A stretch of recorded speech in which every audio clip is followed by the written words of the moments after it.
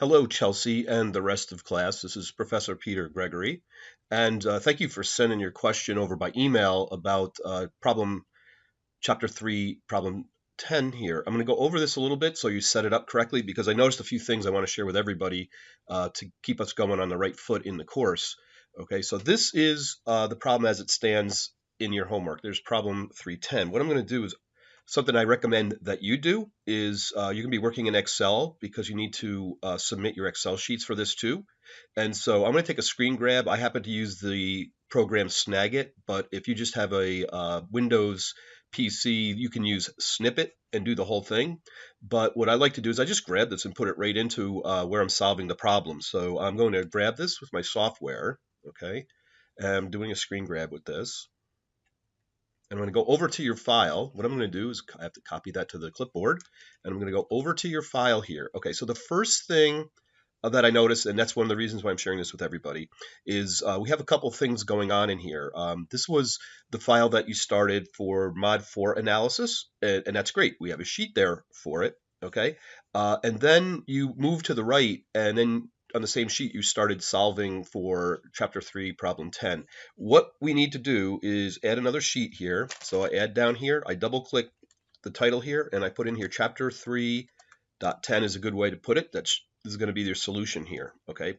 While I'm sitting here, I'm going to insert that photo, that sort of picture or screen grab that was sitting, had been, okay, had been on my clipboard here, okay? Maybe make that a little bit smaller, I can read it, okay?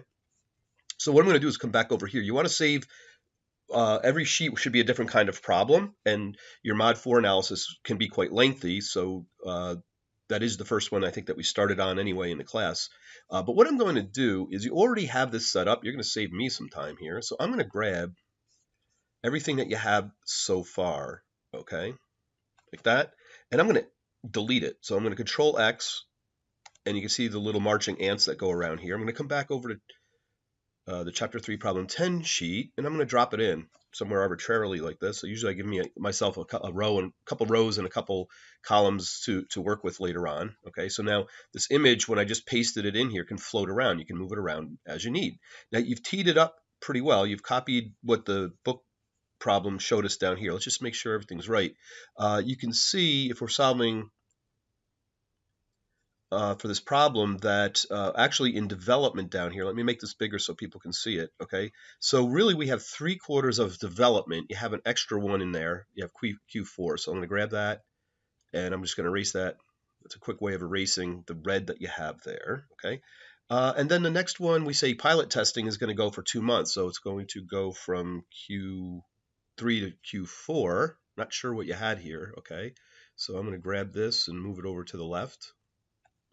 That's a really quick way of just copying the formatting over. So what I'm doing is this says pilot testing, which occurs during Q3 and Q4. Here's your Q3 and Q4 for pilot testing. I'm just copying this over as you did. And then we have a ramp up, which is the same thing. So I'm going to, let's see what happens here. I'm going to delete it. I'm going to scoop it out of there with Control X, paste it in, and it behaved the way I hoped it did. It took the formatting out of here. So pilot testing and ramp up occur over the same period, 2 quarters here, okay? And then we have marketing. Let's just go to well, there's another way I can do this.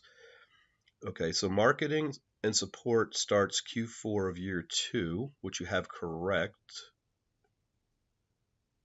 Nope, Q4, I'm sorry, it starts Q4 of year 1. Look at this. Here's Q4. It starts Q4 of year 1. So we need to bring this over 1. Okay, so that we've got that pretty well set up. And then production sales start Q1 of year 2. And now our picture matches what we want. You got to be careful with that. Okay.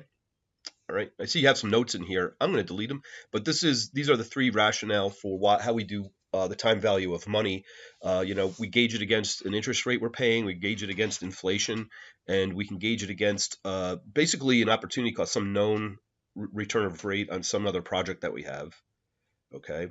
So what I'm going to do is I'm going to delete that out of here. Those are gone. And I'm going to take our data from here. That's why I usually save a couple rows and columns. And I'm going to start something right here, and we're going to put in here like the legend or a table. Okay, so something like a legend. Control V, That's what we get out of there. Okay, so everything behaved pretty well. All right. And if we go to the problem, the tough wheels getting started development. Boom, boom, boom, boom. All right. So then I'm looking for the percentage rate here. Just make sure. Okay. So we have it there. Okay. So the interest rate is 8%. Okay. Now what you're not showing here, okay, is we've got the top loaded up pretty well. That looks good. We probably have a few extra rows in here than I need. So I'm going to take a few out. So I grab the rows, right click it, and delete, and that will delete the rows. Okay, so I brought that up a little bit. Okay, now our numbers down here, you're somewhat missing a section here. Okay, so what I want to do, I don't know where you got these numbers from. The numbers that we have in here, if you look up in the formula bar, are hard coded in there. So somewhere you copy the numbers in this, or I'm not sure what's going on here. Okay, so what I'm going to do is I'm going to enter a few rows here. Okay, I need some rows above it that match the upper part of our chart. So I insert a row, and then without doing anything else, hit Control Y a few times. So I'm going to give myself a few rows. Now these rows that I'm adding are going to be very similar to this. We basically drew it up here so we could follow it down here. And I don't want all this color flooding in here. So I come up to the bucket and I put no fill on it right there. Okay, so I just cleared that out. So you see the bottom should match the top. Okay, and I would even put in here to keep your eyes working and not forgetting that here's these periods. Which period are we in here? Okay, 1 through 16. Okay, so now what we need to do is take these headers and copy them down. Control C, and I'm going to put them right down here. Control V, put that in there, and Control C. Let's see if this works. And I see if I could paste special, just the formatting. Paste, other paste options. Okay, there. I took it away. Let me try it one more time here. I'm just going to Control Z. Okay, that puts them back in here. And I'm going to paint those. I have to go in and manually paint them. I tried to be tricky there. It didn't really work. And that's the color. We've got to flip it to white, characters, and bold it up so it punches out of the dark background there. Okay, so then we have these. Okay, so everything looks good. But looking at over your problem, I'm not sure where you got these numbers from. And this is why you're using Excel. All right, so if we go to the information, it says the development cost is $1 million and it takes place over 3 months. So that would be equal to,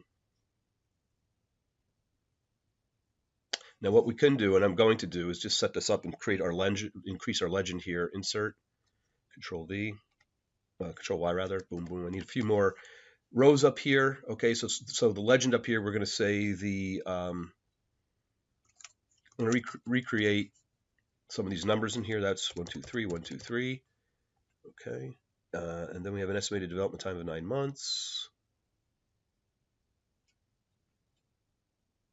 Or 3/4.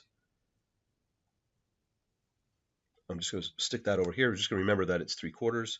Actually, I'll be nicer to ourselves, and that's the devel duration.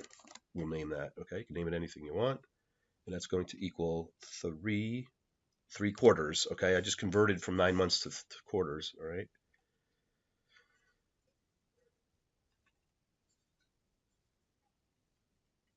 What are some of the other names? Pilot.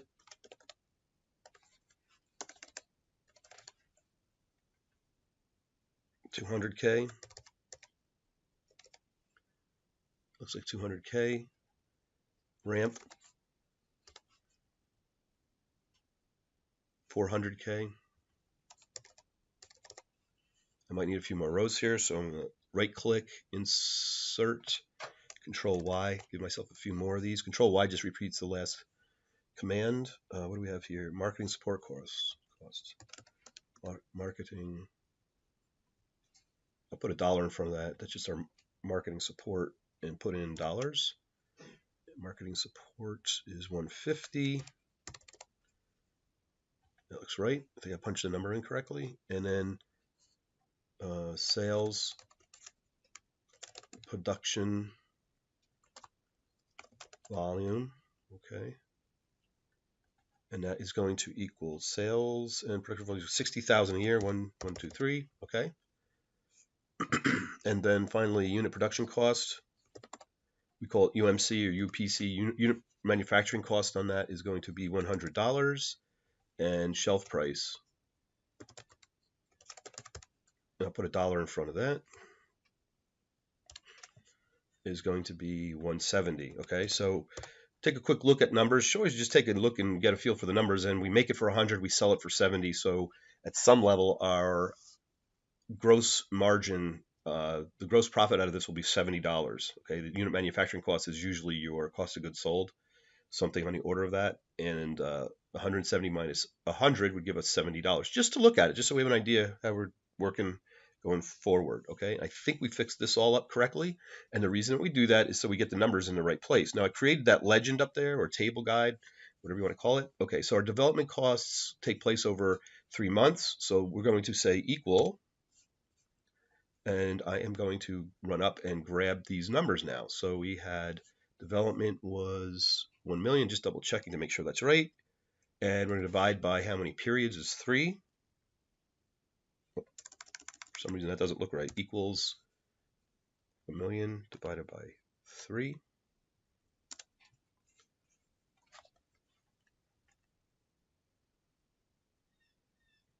And I'm not sure, I think what we have here is our characters are coming out white. That's what I think we have going there. Yeah, they were. Somehow these were formatted for white characters in here. Okay, so there, that's how many dollars. It's $1 million over 3 periods. 1/3 of that is going to be $333,000. Okay.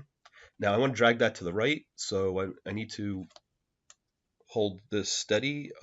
F4 that. So we're going to use absolute referencing whenever you use a table value like that, right? So we can come over to 3 like this. Okay. And while we're at it, we're going to keep building our table. We're going to do an alt equals over here at the total column, and it was smart enough to grab the entire row, and that worked. Okay.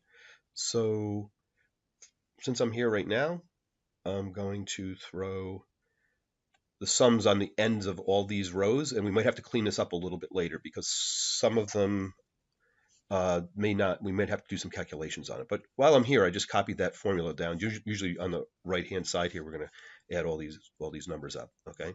So now the development cost up here, the schedule here matches where we dropped our costs in here. And what I'm going to do is grab some of these cells that I know are in dollars. Okay, so development, that's all in dollars. Ramp up is in dollars. Okay, and then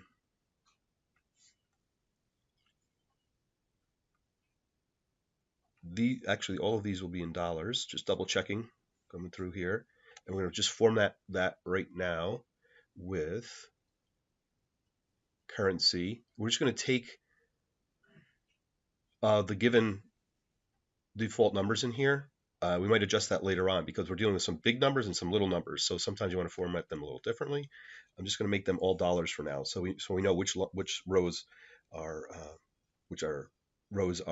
dollars and which ones we're going to end up having rows that have a count in there, like the production volume, sales and production volume. Okay.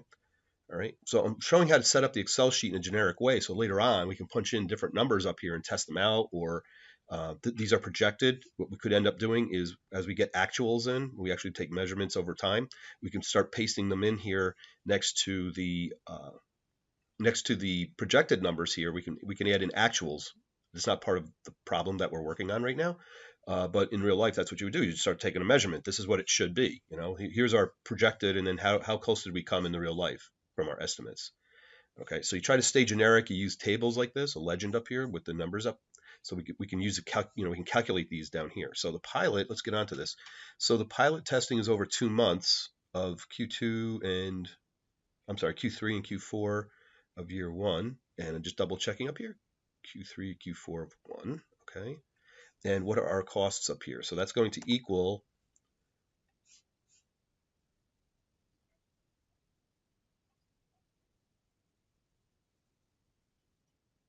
pilot testing over 2 periods, right? Over 2 quarters. I've got to grab that, and I've got to use absolute referencing in there, and that is going to give us something I can drag to the right. Okay. Just got to widen that out a little bit. Some of the numbers are getting too big to fit in the cells, and you'll get that little indicator there. Okay, ramp up. What do we have for ramp up? Ramp up is 400,000. So that was over the same period, equals 400,000 over 2 periods. Come back in here, and we're going to give it the F4 treatment.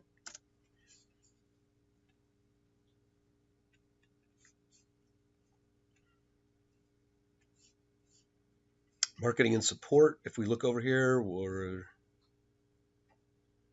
marketing support, we're 150,000 per year. Now that just stretches out. If you read the problem here,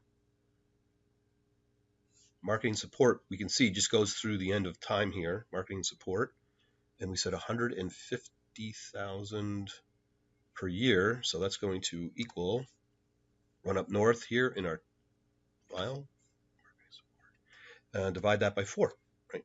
Okay. Come back in here, lock down absolute referencing on that, F4, and we just track all the cells that we colored up here that reflect marketing and support. So we grab this, we drag that across. Boom. Let's look at our summations over here. Okay, so far so good. We're gonna probably have to do this a few times, so I'm gonna come over here, grab these so they're big enough. I'm gonna double click on the right edge here. It takes all the columns and it just spread them out so we can actually see the numbers. Okay, so then we have production and sales. And what we need to do is make some calculations. So we start with the volume, 60,000 per year. Okay, so what I'm going to do is I'm going to take this and get rid of it for a second. Actually, I'm going to Control C it, and that's going to be somewhat of a summation. Control V, because half of this is production and half of it is sales. So what we're going to do is the production costs. Okay, so the first thing we're going to do up here, we have to calculate some things from the primitive numbers that we've gotten here. Okay, so we have production. What's the production cost going to be, right? Let's put $1 there. Okay, and if I Control C that, let's not make it dollars. I'm sorry. We're just going to use production here. It's going to be the production volume. Okay, and the production volume matches the sales volume. I'm going to put sales volume. Even though they're the same number, let's put them in different places here. And that starts Q1 of year 2. And our sales revenue is 60,000 per year. So that is equal to 60,000 divided by 4 quarters. Okay. And what I'm going to do, if you remember when I formatted these cells, I converted everything to dollars, and we need to go back up here and just use number. And they should be whole numbers. So when I click the number format, I'm going to get rid of decimal places because they should just be whole numbers anyway. Okay, come back in here. Let's do absolute referencing.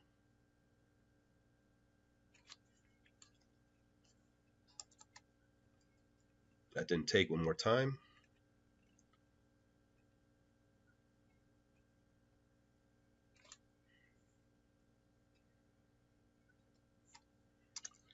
And that way we can just drag the production numbers across. Okay. And what we're going to want to do is copy that down a little bit below. Control C. I'm looking ahead. I know where I'm going to put this. All right. So I'm going to Control C. I'm just copying them right over. We used absolute referencing. We shouldn't get too hurt. And I need a few more rows here. So I'm going to insert a row.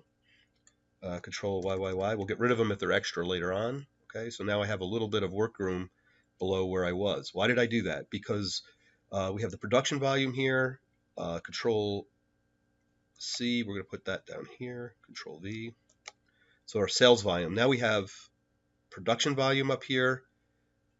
And we're in this cell here, we're going to put in production costs. So that's where we're going to put production costs in there. And that's, well, actually, we wanted that as UMC.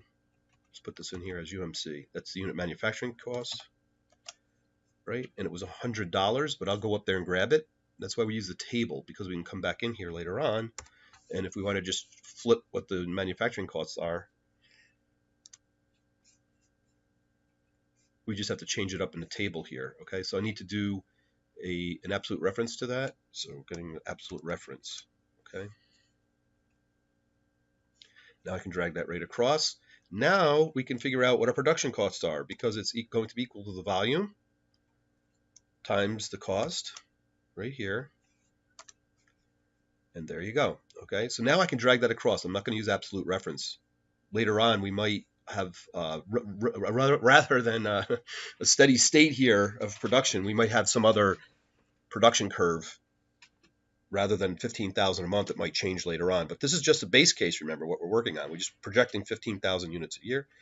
Okay, now this should be in dollars. Okay, so I'm going to format that as dollars really quickly. Okay, I'm going to go back in there, and I want to get rid of those decimal places. This is what I mean by when we do currency, let's get rid of the decimal places for large numbers like that. I will leave the dollar sign in there. Okay, all right. Okay, so we have to do something similar down here where we have the sales volume, and we're going to give the price to the unit price. Should put in their unit price, right? Unit price to whoever buys it, and that was going to equal 170. I'm not sure we put that in our table up here. Yes, we did. There it is. Okay, hit enter. Okay. Go in there. I'm going to drag it to the right, so I'm going to grab this and lock it down as absolute referencing.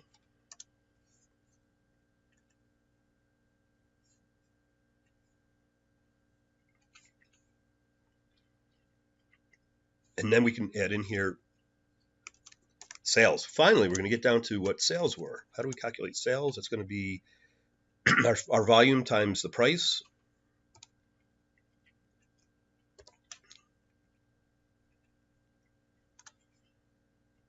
Okay. And we do not have to lock these down, because for every column, I want it to calculate that individually, right? And I'm going to format that as currency, as we did before. Make that currency, no decimal places, because they're large numbers, right? Millions there. Okay, so we're almost there, all right? And this is where I might have an extra row or two here. Okay. So what I'm going to do is I think we have this all built up. I am going to grab, there's one other formatting thing you'd want to do. I'm going to grab this whole row here, and I am going to put the double summation line underneath there. So the international symbol for I'm adding these up, okay? And what I'm going to do is get rid of these two extra rows here. Deleted them. Now we need to calculate these. I'm not sure where you got your numbers from, but we need to calculate this, okay? So what is our total cash flow for that quarter?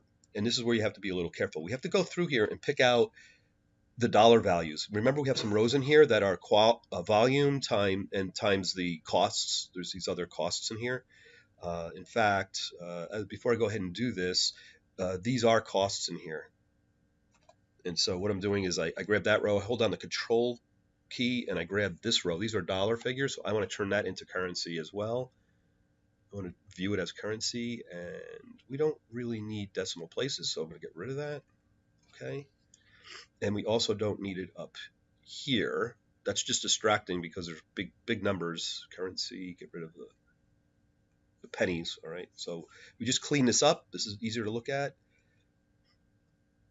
Okay, let's see what else we have. This row here, I'm going to do the same thing too. Let's get rid of the decimal place on that. So we're just being kind to ourselves and those that have to read this after us when we pass it through to management or someone else coming in on the project or whatever. So we just cleaned it up a little bit. That's just maintenance on the spreadsheet. Okay, so what is our cash flow? We have to look at this. We're going to say it's going to be, the outflow would be something like this. It's going to be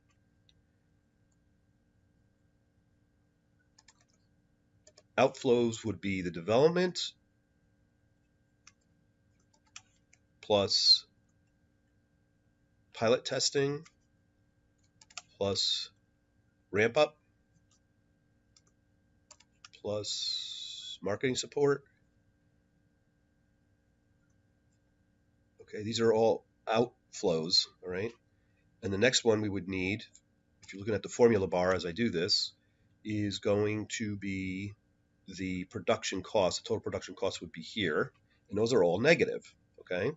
So I'm going to seal that off with a closed parens, and all we need to do is add in our sales, which would be that, hit enter, okay? Now that makes sense, right? It says minus $333,000. That works. We're ignoring this present value at the present moment right now, okay? So now we have things basically working. Let's see if it works. I should be able to, and I want to, drag this all the way to the right, and all those references are going to flow with me. They'll all get auto incremented as I drag this. We're going to do the complete summation, all the outflows, take them as a negative, and we're going to add in what the sales were for that number. So I throw that in there, and now we have some different numbers here, okay? And the way that this was already formatted is interesting because this was formatted as currency, and there was a selection made that the format here would be to put it both in red and in parens. I actually like that very much. I like that format quite a bit. Okay, up here you don't need it so much. You could do it up here, but I like at the summation line what we have here. So let's double check it. Let's do sanity checks here. Okay, so it says we have $1 million across the row for development, $200,000 across for pilot testing, $400,000 across from ramp up, marketing support. This is the first time we've ever seen a whole number there, because we're calculating something here. They had given us a run rate of what our sales were going to be, and that's how we calculated it in there. And we can see that the marketing support outflow was going to be almost $500,000 for the period of the project. Total production volume, we've made 180,000 of them, and this has no meaning here. So this summation, if you remember when I did this, I said we might come back in here and edit it. The unit manufacturing cost is just per period. I mean, it just reflects in the column. There's no sense in adding that up. We can see that the total production costs, let me do that again, production costs, I never labeled that row, $1.5 million per quarter all the way through. So we spent, I believe that's $18 million, right? So we spent $18 million on producing these things, okay? And the production sales volume, we're going to get rid of that. Oh no, that's okay. It's 180,000. Okay, so our sales volume is equal to our production volume. Double check that as a sanity check. That looks good. 1,800,000 or 100. I'm sorry, 180,000 for both of those. The volume over the period of the project, right? And then it would make no sense in adding up the unit price. We do want to add these. I had started down this path. I don't know what happened here, but we'll grab these two rows. Whoops, do that again. I grabbed too many rows. These numbers are in currency. So let me grab them again. I just hold down my left mouse button. And then if I want to grab another row at the same time, I just hold the control key down and I swing over here. And I'm going to change that to currency. I thought we did that, but maybe it didn't take or something. There we go. So now we know that those are dollar values. Okay. So I have this formatted pretty well. Got all that, 180,000. And again, there's no reason to add these unit pricing up. There's no reason to add it up. That's per unit. Okay, so there's no reason over here to sum it up and total it out over here. But there is a reason to, and I'm going to Control C. I'm going to grab that cell because it has the formula in it up here. And I'm going to copy it down here. Control V. And so our total was something on the order of 30 million, I think it is. I believe it's 30 million. Yeah. So I need to reformat. If you look, the double line went away on that. So I just put the double line underneath that to add it up. Okay. Our cash flow, we should swing over to the right here. And our cash flow claims, we have $10,512,500. Okay. I'm going along with that. I don't think we made any mistakes in here yet. Okay. And now we're going to do the present value. Okay. And let's see if that works. Let's just find out in the description. I have to come over here. Let's go back to the description. It says Tough Wheels getting ready to start its development project. Kitty Dozer.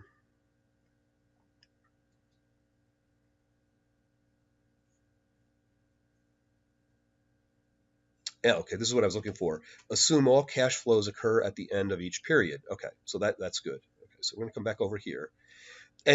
And because of that, we can just number what period we're in by 1. So it's as if we just paid out $330,000 at the end of 90 days. Okay, that's the model here.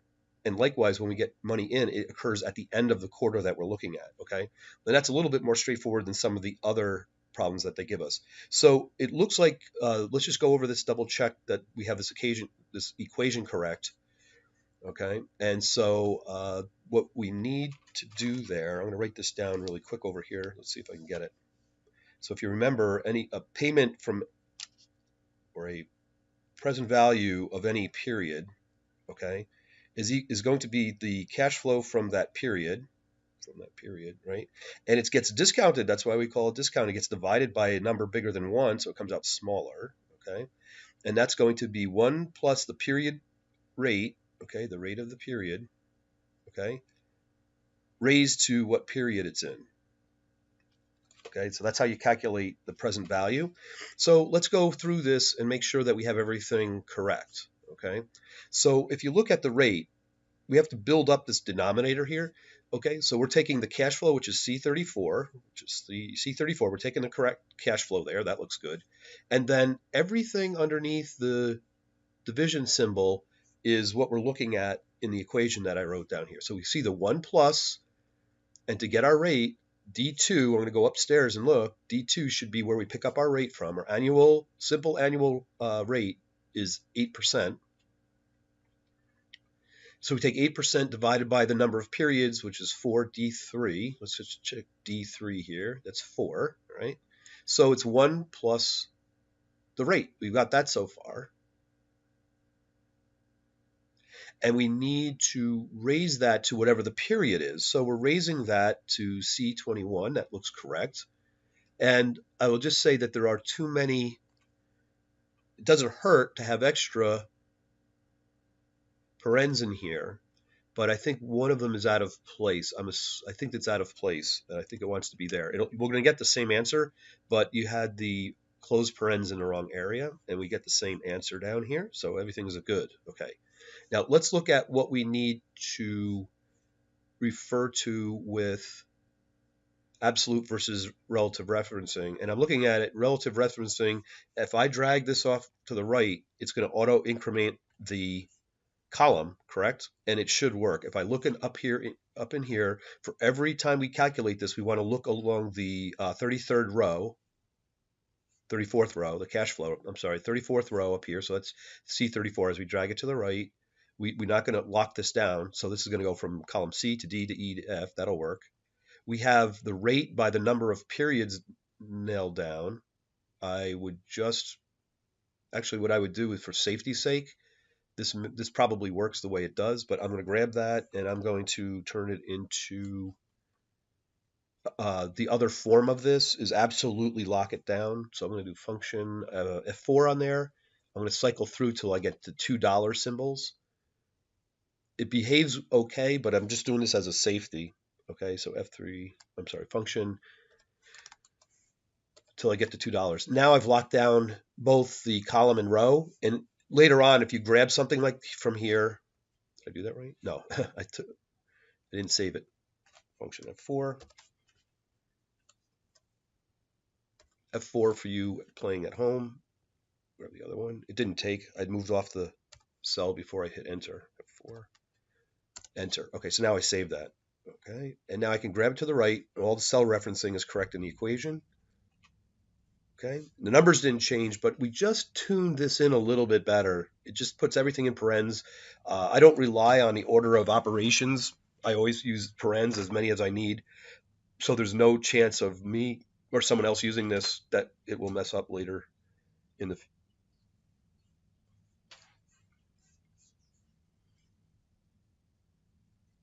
So we're just about there. And and what we can do is, if we add up, now that we're doing the summation of our present values, okay, when we add them all up, then we get the NPV, okay? So we can even label in here NPV. This is the coup de grace. This is what we're after here, okay? So what I'm going to do is try to grab my equation here. Let's see how they did this. I'll get rid of the equation. I think I have to go through here and delete every piece of it, though. Sometimes it comes in as one, sometimes as pieces.